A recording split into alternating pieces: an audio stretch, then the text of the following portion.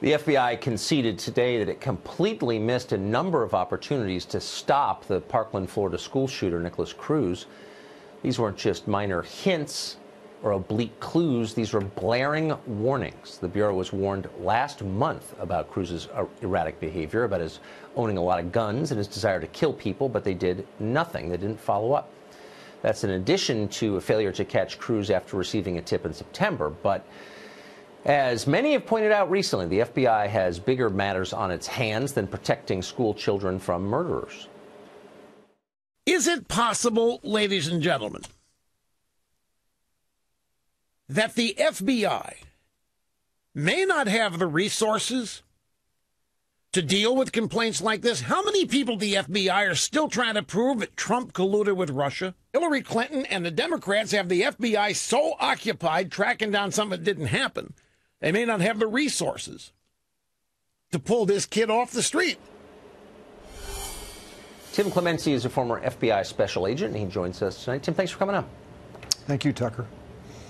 It seems like an awful lot of people knew that Cruz was a potential threat. I think local police went to his house 39 times in response to complaints. The FBI received a couple of pretty explicit tips about him and didn't follow up. All of us want to think the best of the FBI. What do you think happened here?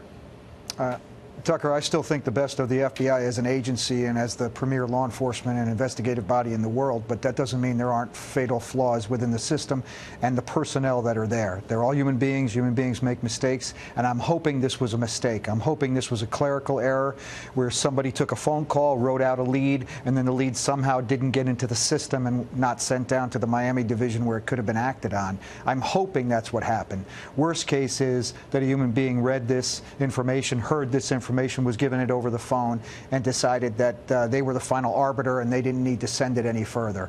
And I'm really hoping that Director Wray, being a new director to the FBI, in this a very, very bad period of turmoil for the FBI, will allow himself to do a very public examination of this problem and reveal it to the public so that the public can have confidence again.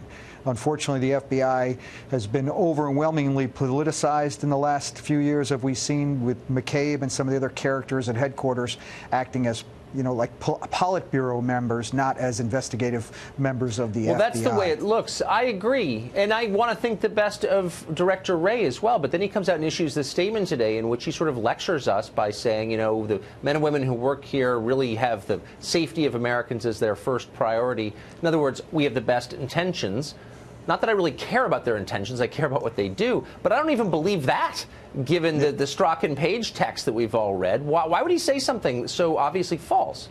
Well, I think he's probably reeling from what's happened not only today and what happened earlier this week with this horrific mass murder, but also with what's happened to the FBI and its reputation because of people like Strzok, Page, McCabe, and others. I mean, they clearly exhibited what were the least objective traits of any human being. And you know, I worked under Republican presidents and Democratic presidents as an FBI agent, and there were things that I found out about specifically the Clinton administration when I was working there, that I still to this day would not reveal publicly because it would be embarrassing to the office that I was working under as an FBI agent. Right. But these individuals see that it's their mission to be politically active in their job, and that's horrific. And so I'm hoping that, again, that this was a problem and an administrative problem, because what happens is you call the FBI, it's not a 911 system, some duty agent or a support person would answer the phone, try and route your phone call to the people that would be most appropriate to handle it, and that might be a very junior agent or a very,